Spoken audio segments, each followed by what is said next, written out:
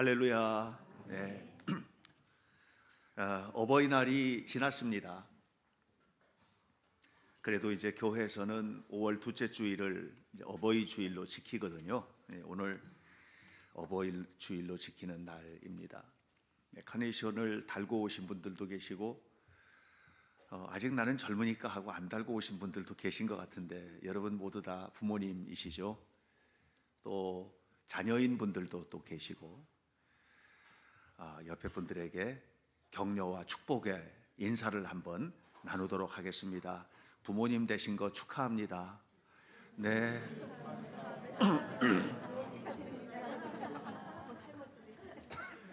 또 한 번 인사할까요? 힘겨우셨죠? 이렇게. 얼마나 힘들게 키워내셨습니까? 여러분들 존경합니다. 저도 이제 제 자녀가 있고 또 이제 손자들도 태어나고 손자 손녀가 있고 이렇게 하지만 제가 생각해봐도 힘겹게 살아온 것 같아요. 아이들과 관계해서 행복한 순간도 많았지만 속상한 일들도 많았고 얼마나 많은 일들을 겪으셨습니까? 또 지금도 겪고 계시죠. 그러나 여러분 모두 축복하고 축하합니다. 자녀들을 키울 수 있는 하나님의 은혜를 베풀어 주신 게 얼마나 감사합니까? 또 지금 이제 아기를 태속의 아기를 잉태하고 계신 우리 엄마도 우리 교회는 계신데 정말 축하합니다. 10달 동안 입덧도 하느라고 고생도 하셔야 되겠지만 생명이 자라나는 것이니 얼마나 소중한지 모르겠습니다. 우리 모두에게 하나님 베푸신 은혜 감사하고 또 축하합니다. 오늘 어버이 주일입니다. 계명에 나와 있죠. 10계명의 5번째 계명입니다. 내 부모를 공경하라 이랬습니다. 한번 해볼까요? 시작. 내 부모를 공경하라.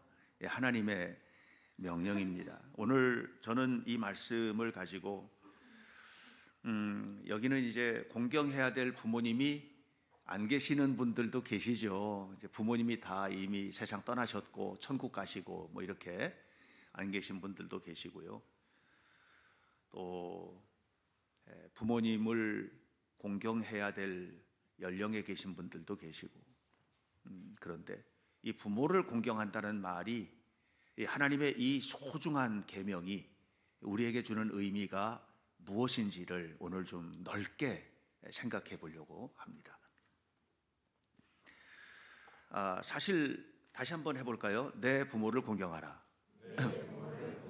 우리에게는 이게요 어색한 명령이 아니에요. 왜냐하면 우리는 그렇게 살아왔거든요. 부모를 공경하라는 말 안 해도 당연히 그래야 되는 그런 시대를 살아온 겁니다. 어제 우리 교회 아이들하고 부모님들 해서 70명이 중앙박물관하고 경복궁 다녀왔습니다. 이번 그 5월 달의 프로그램의 주제는 고려시대와 조선, 특별히 조선시대와 관련된 것들을 살펴보는 그런 특별한 시간을 가졌는데 왜냐하면 이게 중요한 이유가 있어요. 우리가 지금 살고 있는 모든 문화나 가치관들이 조선시대하고 아주 밀접하게 연결되어 있어요. 한 단계 건너뛰어서 고려만 하더라도 고려시대가 어떤 사회였냐면 남존여비라고 하는 게 찾아보기가 어려운 사회였거든요. 그 사회는 그냥 태어난 순서대로 자식이고요. 뭐 호적에 올리는 것도 태어난 남자 여자 상관이 없었어요. 신라 시대만 가더라도 여자가 왕이 되고 했지 않습니까? 근데 조선은 달라요. 이게 유교 문화가 들어오면서 유교 문화 속에서 이 남아선호 사상이나 남존여비의 문화나 이런 것들이 그 속에서 조금 좀 왜곡된 형태로 강화된 이런 것들도 있어서요. 그러다 보니까 부모 공경하고 부모 효도하는 거는 임금님께 충성하는 거하고 똑같은 수준으로 강조가 되었던 게 조선 사회고 그걸 고스란히 물려받은 오늘 우리 사회는 이게 뭐 어렵고 어색한 일이 아닙니다. 그냥 당연히 부모 공경하는 거지 뭐 이렇게 이제 알고 있지 않았습니까? 그런데 기독교가 사실 내 부모를 공경하라라고 하는 이 엄중한 하나님의 명령 10계명의 5번째 계명을 가지고 있음에도 불구하고 기독교가 부모도 몰라보는 종교, 이렇게 오해를 받게 된 이유가 있습니다. 그것은 1791년에 있었던 진산 사건입니다. 이 진산 사건은 윤지충이라고 하는 분이 이제 문제가 된 사건인데, 이 윤지충이 누구냐 하면 정약용 아십니까? 정약용하고 고종 사촌간입니다. 정약용이 해남에 가면 고산 윤선도 유적이 있는데, 고산 윤선도 가문의 여식과 결혼을 해서 사돈간이, 그러니까는 이제 이 집안이 이제 사돈 집안이 되는 거죠. 그렇게 되거든요. 그러다 보니까는 이 해남 윤씨 집안하고 고산 윤선도 이 집안, 해남 윤씨 집안하고 정약용하고는 뗄래야 뗄 수 없는 관계입니다. 정약용이 천주교 신앙을 받아들입니다. 일찍 받아들인 집안입니다. 그 형도 그렇고, 그 형은 진짜 정약종이라는 형은 대단한 신앙을 가졌었고요. 그 위에 형도 그렇고, 이렇게 저렇게 가문들이 전부 다 기독교 신앙, 이게 천주 신앙이라고 하는데, 천주라는 말이 다른 말이 아니고 하늘에 계신 아버지 이런 말이에요. 우리가 하나님 앞에 하나님 우리 아버지라고 말하는 것을 그냥 그 사람들은 천주라고 이렇게 가톨릭에서는 얘기한다고 이해하시면 됩니다. 그런데 그렇게 해서 받아들였는데, 이 윤지충이 정약용으로부터 천주학을 소개를 받게 돼요. 그리고 이제 공부를 해요. 그러다가 세례를 받아요. 처음에 이 가톨교인들이 처음에는 부모 제사도 드리고 다 했습니다. 그런데 북경에 있던 그 주교, 구베아라는 주교가 이런 얘기를 하죠. 조선의 천주교인들은 조상 제사 드리지 마라. 조상 제사 드리는 것은 우상을 섬기는 거다. 이렇게 하게 되죠. 그러니까 이걸 심각하게 받고 윤지충이 집안의 사당에 신주들을 다 불태워버립니다. 그리고 어머니가 돌아가셨는데, 어머니 돌아가셨을 때 유교식 장례를 안 치르고 기독교식으로 장례를 치릅니다. 그리고 그하고 관계가 있는 인척 가운데 이제 권상현이라고 하는 사람이 있는데, 이 사람이 이 두 사람이 고모가 돌아가셨을 때도 가톨릭 형태로 제사를 지내는, 이게 온 조선을 발칵 뒤집어 놓은 겁니다. 신주를 불태웠지, 부모가 돌아가셨는데도 이건 장례를 안 치른 거나 마찬가지인 거거든요. 그 당시 사회로는 이렇게 하지. 그러니까 온 나라가 발칵 뒤집히고 결국은 잡혀 들어가 가지고 두 사람이 다 참수형을, 목 베어서 죽임을 당하는 겁니다. 참수형을 당했습니다. 그러고 난 다음부터는 이제 온 땅에 소문이 퍼지는데, 무슨 소문이야? 기독교는, 이 천주교는 부모도 몰라보고 임금도 몰라보는 종교다. 이렇게 되어버리고 만 겁니다. 그리고 나서 이제 100년쯤 지나서 개신교가 들어왔습니다. 개신교가 들어왔을 때 개신교에도 똑같은 걸 강조했습니다. 제사 드리면 안 된다. 부모 제사 드리지 말고 예배 드리면 되니까 이렇게 하고, 술도 먹지 마라, 담배도 피지 마라. 이제 기독교인들이 가져야 될 기본적인 어떤 윤리 강령들을 만들었던 거죠.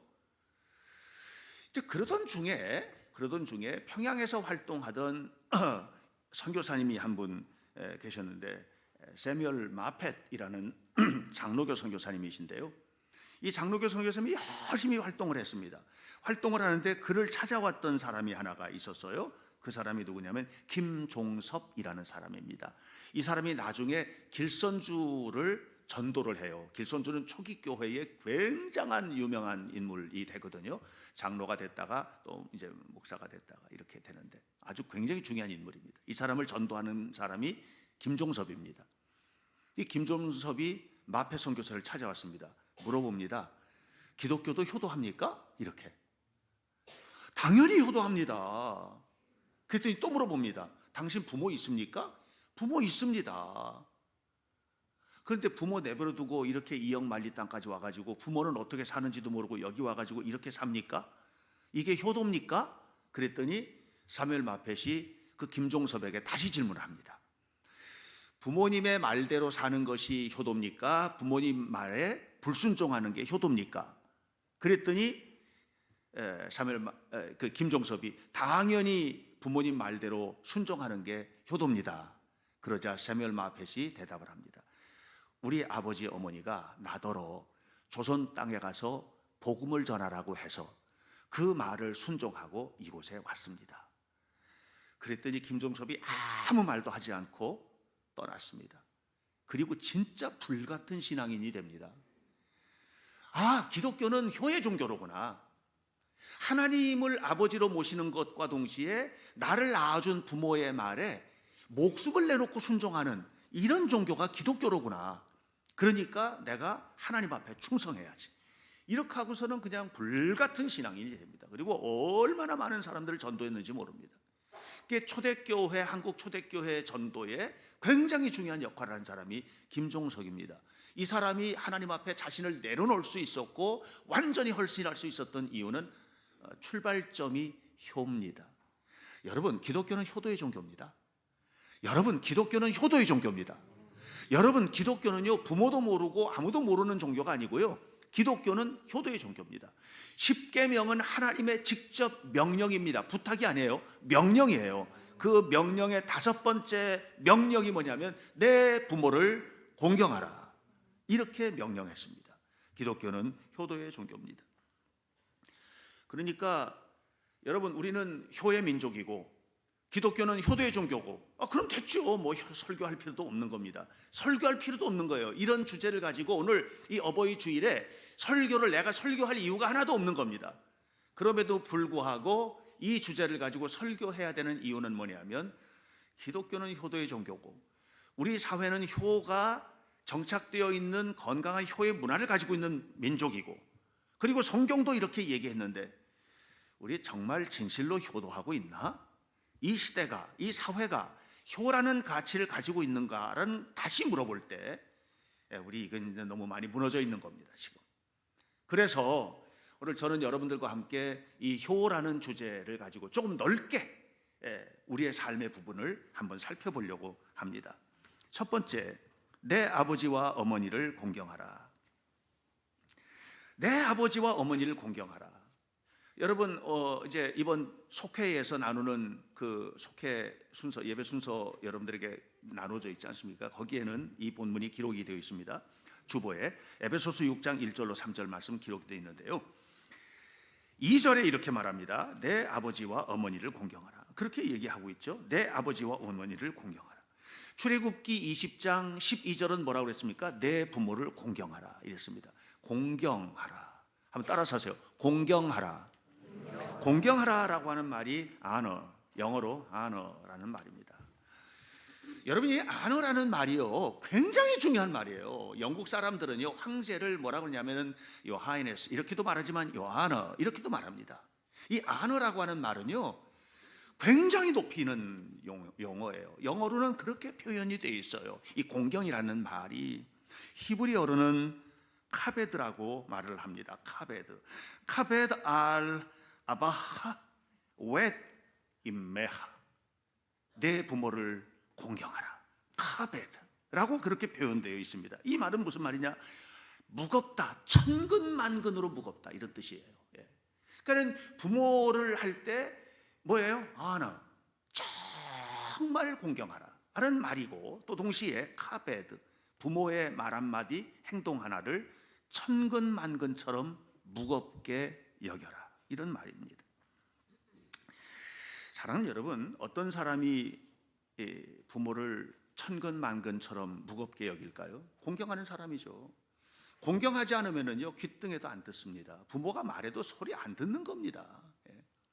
여러분, 누구와 서로 관계를 가지고 살 때, 저하고 여러분 사이의 관계도 제가 무슨 말 한마디를 할 때, 제 말 한마디를 할 때 그 말을 천근만근으로 여기는 사람은 존중해 주는 사람이죠. 그러나 그렇지 않은 사람은 가볍게 여기는 거죠.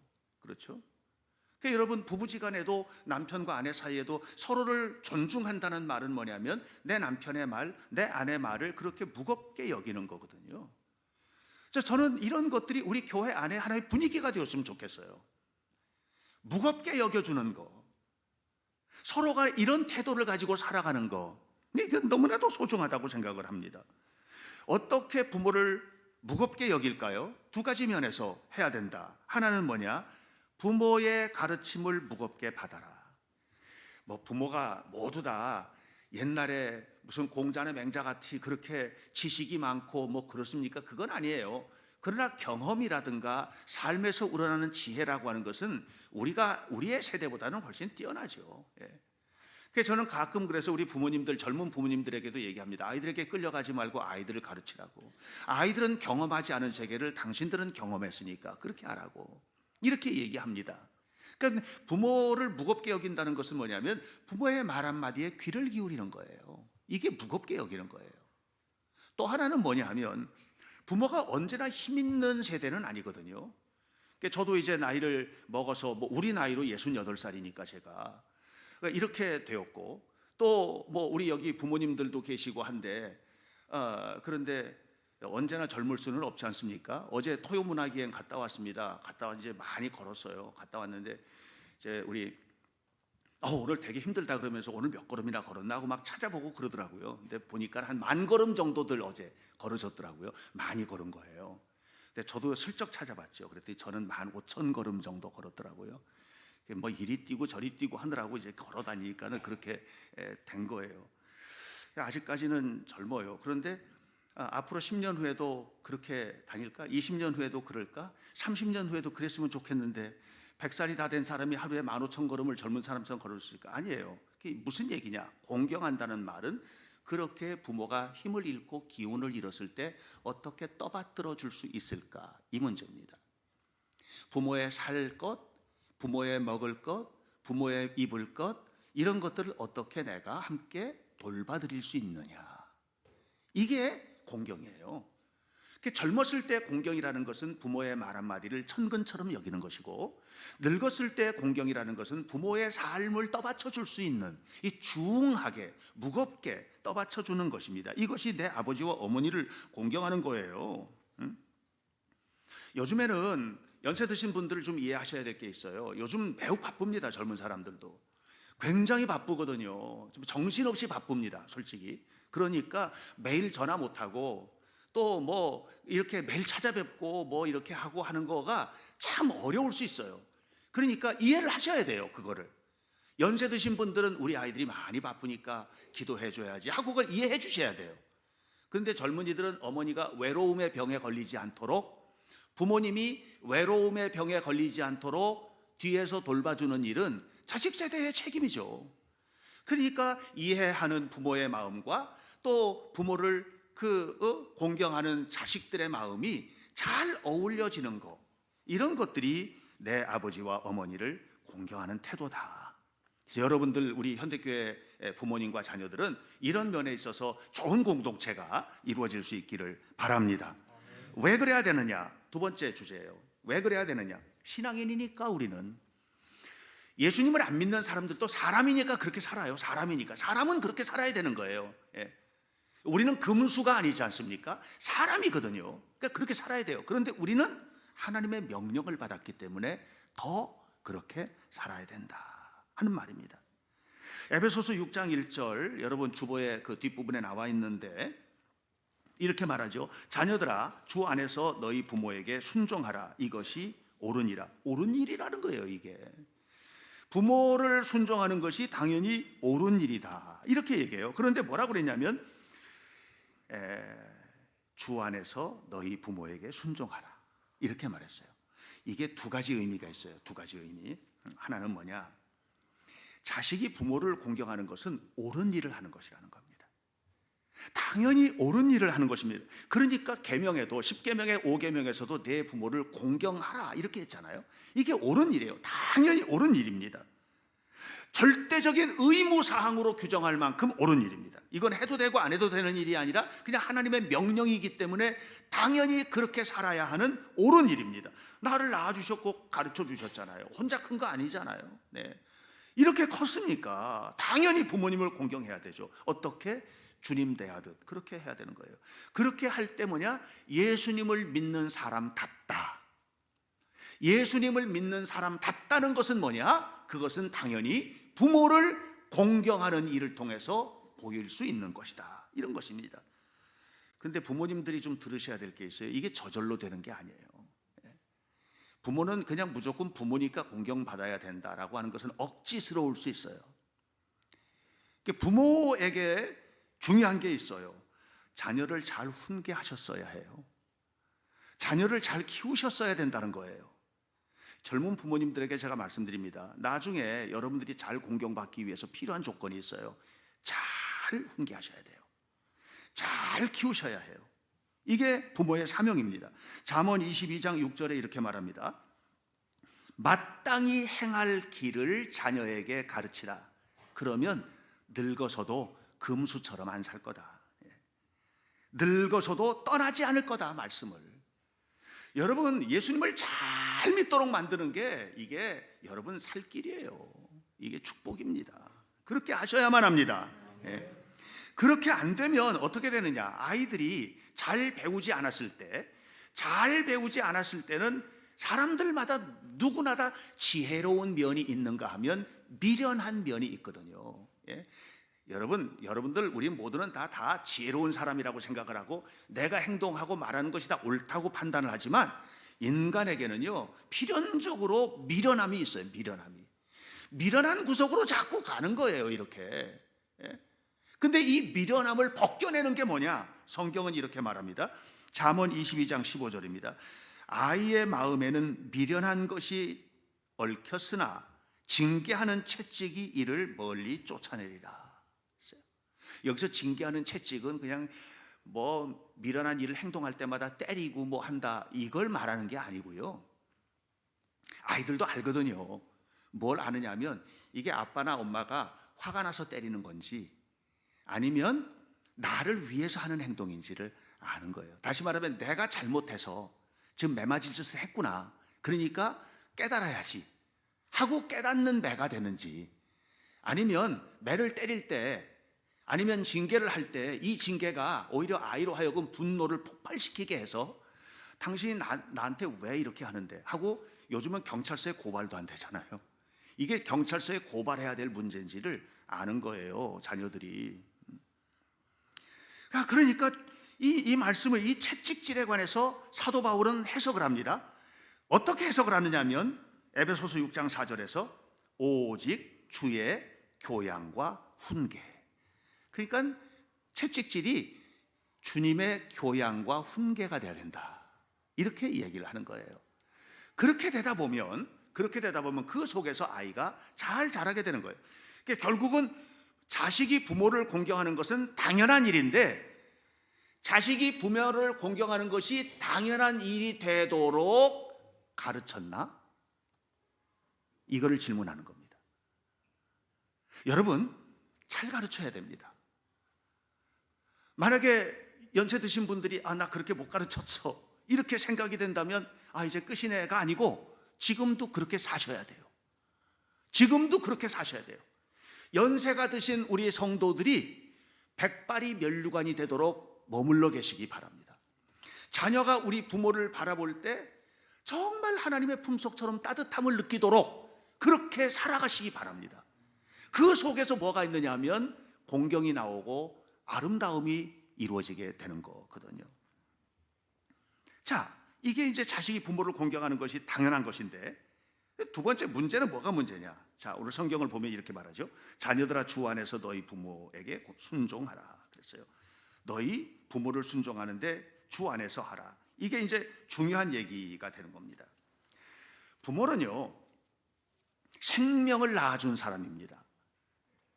너무나 소중한 사람이죠. 내 생명이 있게 한 거예요. 그런데 진짜 중요한 것은 생명을 낳는 것은 부모가 했는데요 생명이 있게 한 것은 하나님이 하셨다는 것을 잊어서는 안 됩니다. 누가? 자식도 잊어서는 안 되고요 부모도 잊어서는 안 돼요. 부모된 여러분, 내가 너를 낳았는데 맞아요 그게. 그런데 생명 주신 분은 하나님이라는 것을 알면 자녀를 교육할 때 잘 교육할 수밖에 없습니다. 여러분은 자녀를 낳은 거예요. 생명은 하나님이 주신 거예요. 이게 자녀들도 똑같이 그걸 알아야 돼. 그래서 자식들을 교육을 할 때도 하나님께서 이 아이를 나에게 허락하신 생명이라는 걸 알고 키워내는 거예요. 그러니까 하나님의 말씀 앞에서 키우셔야 됩니다. 오늘 성경은 말하죠. 주 안에서 너희 부모에게 순종하라고 그랬어요. 그럼 부모가 하나님의 말씀과 전혀 어긋나는 말을 할 때에는 하늘에 계신 아버지의 말씀에 순종하는 것이 옳다는 얘기하는 겁니다. 칼뱅이 이런 말을 했습니다. 칼뱅이 뭐라고 얘기했느냐? 부모가 자신의 위치를 제대로 알고 실천을 할 때 공경받는 부모가 된다. 그렇게 말하면서 부모가 자식에게 하나님의 말씀과 어긋나는 일을 하도록 명령한다면 그는 더 이상 부모가 아니라 낯선 사람이 된다. 부모가 아니라 낯선 사람이 된다. 여러분, 정확히 맞지 않습니까? 부모님 여러분, 자녀가 낯선 자녀가 될 때 없나요? 내 자식인데 자식이 아니라 그 자식이 너무 사랑스러워야 되는데 얘가 낯선 애야. 여러분, 자녀된 여러분, 부모님이 그냥 생각만 해도, 꿈만 꾸어도 아름답고 선하고 포근하고 정말 아름다운 그런 부모여야 하는데 내 부모님이 생각만 해도 낯설어. 있어요, 없어요?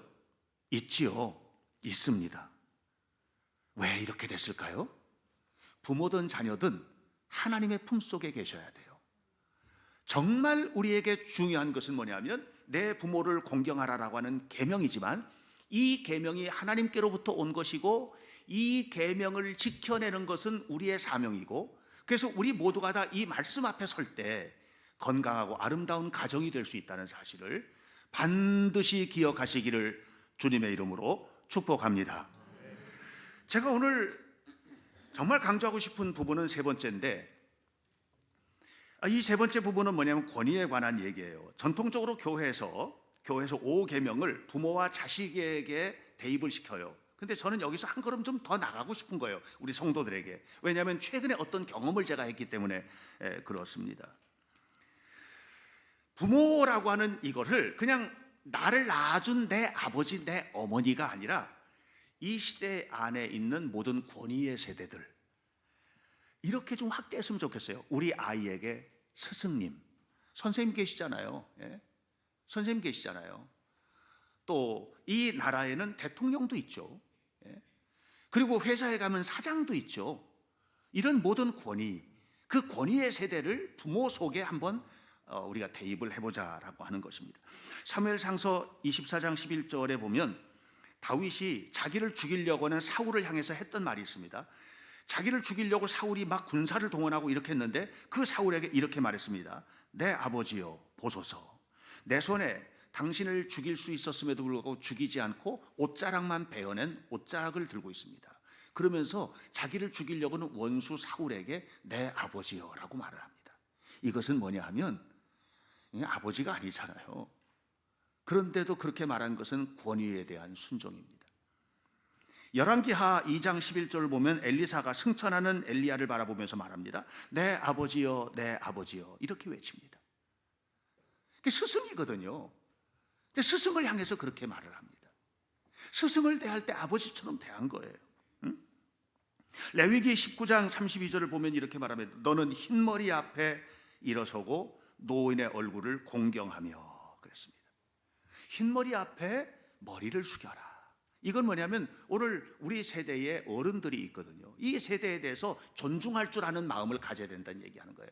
얼마 전에 제가 우리 교회 아이 중에 어떤 아이가 하는 얘기를 들었거든요. 이러더라고요. 갑자기 자기들끼리 하는 얘기인데 이러는 거예요.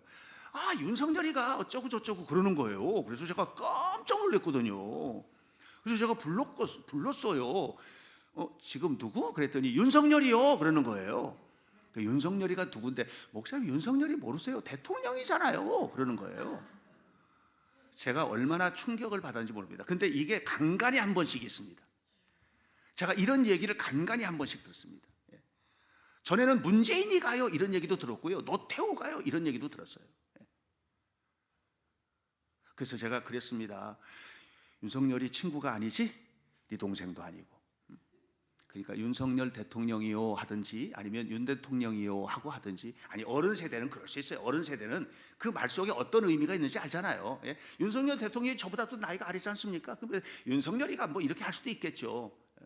근데 저도 그럴 때가 있었던 것 같기는 해요. 그런데 거의 그렇게 말 안 하고 윤 대통령이 아니면 문재인 대통령이 뭐 이렇게 얘기할 때도 있고 한데, 이것은 뭐를 말하느냐 하면 권위를 잃어버린 세대의 표현이에요. 우리가 살고 있는 시대가 어떤 시대인지를 생각해 봤어요. 그건 우리는 절대 왕정 시대를 살고 있는 게 아니에요. 윤석열 대통령은 왕이 아닙니다. 아니에요. 왕이 아니에요. 옛날 왕은 말 한마디가 목도 쳤어요. 근데 윤 대통령은 그렇게 하는 사람이 아니에요. 우리는 절대 전제 왕권 시대를 살고 있는 사람이 아니에요. 그렇기 때문에 지도자는 어때야 되느냐? 그 권위에 합당한 행동과 말과 책임을 져야 돼요. 그래야 존중을 받는 거예요. 무조건 존중해달라 하면 존중을 안 해줘요. 그게 뭘로 나오느냐 하면은 지지도 지표 속에서 나옵니다. 이 사람을 지지할 수 있느냐? 못하겠다. 이게 그 속에 나오는 겁니다. 그러니까 권위를 가지고 있는 사람은 무엇을 해야 되느냐? 이건 아버지든 어머니든 할아버지든 할머니든 대통령이든 사장이든 누구든 목사도 마찬가지고 그 권위에 합당하게 행동하고 말해야 될 책임이 있어요. 말 한마디만 하면 따라가는 시대가 아니기 때문에 그래요. 그러면 그건 그렇다 치고 그건 그 사람의 몫이에요. 그 사람의 인격이고 몫이에요. 우리는 어떻게 해야 되는가? 무조건 까내리고 뭉그러뜨리고 이렇게 해야 되는가? 그게 아니라는 거죠. 왜냐하면 야고보서 1장 17절에서 모든 권위는 하나님께로부터 왔다고 그랬어요. 윤석열 대통령이 됐든 문재인 대통령이 됐든 뭐 박근혜 대통령이 됐든 노무현 대통령이 됐든 누가 대통령이든 간에 정치를 잘해야 나라가 잘 될 거 아닙니까? 우리의 책임은 뭐죠? 비판할 것은 날카롭게 비판을 하고 박수 칠 것은 뜨겁게 박수를 치고 그 속에서 우리 모두가 잘 사는 나라를 만들기 위해서 나라와 민족을 위해서 기도하고 이렇게 해야 되는 거죠. 그러니까 오늘 이 사회의 젊은 세대가 권위를 좀 인정할 줄 아는 그런 세대가 됐으면 좋겠다. 옛날에 해인사에 갔을 때 아이 하나가 일찍이 갔어요. 그랬더니 저기 중놈 들어온다 그래가지고요. 그래서 제가 불렀어요. 어떤 절에 다니는 아이가 나한테 여기 목사님한테 저기 목사 새끼 있다 그러면 좋겠니? 그건 서로 마찬가지다. 존중할 때 존중받는 거다. 그러니까 중놈이 될 수도 있고 뭐도 될 수 있어. 그럼에도 불구하고 아이들의 세대가 벌써 그렇게 커가는 것에 대해서는 제가 불만이 많다는 얘기하는 거예요. 이런 것을 누구에게 배웠을까? 여러분들에게서 배우신 겁니다. 여러분이 그렇게 가르치셨어요. 그래서 오늘 제가 강조하고 싶은 내용은 뭐냐면 이 사회가 하나님의 나라로서 아름답게 세워져 가고 부모가 부모로서 존중받고 자녀가 자녀로서 삶을 살아가고 이 세상에 하나님의 나라가 이루어지기 위해서 우리가 집중해야 될 계명이 하나가 있다. 그건 따라 사세요. 내 부모를 공경하라. 이 말씀을 흘려듣지 않게 되시기를 바랍니다. 부모님 여러분, 공경받을 수 있게끔 가르치시고 행동하십시오. 자녀 여러분, 부모님을 공경하는 일에 마음을 쓰십시오. 그리고 오늘 우리 모두가 다 이 사회가 아름다운 세상이 되어갈 수 있도록 최선을 다하기를 주님의 이름으로 축복합니다. 기도하겠습니다. 살아계신 하나님의 은혜를 감사합니다. 오늘은 어버이날 지났지만 부모님 주일로 지키고 있는 주일입니다. 하나님, 우리 모두가 다 내 부모를 공경하라고 말씀하시는 하나님의 말씀 앞에 겸손히 순종하게 하시고 이를 위하여 최선을 다하여서 이 땅 위에 거룩한 하나님 나라를 만들어 가도록 공경하고 순종하고 존중하고 사랑하는 거룩한 공동체를 이루게 하옵소서. 예수님 이름으로 기도하옵나이다. 아멘.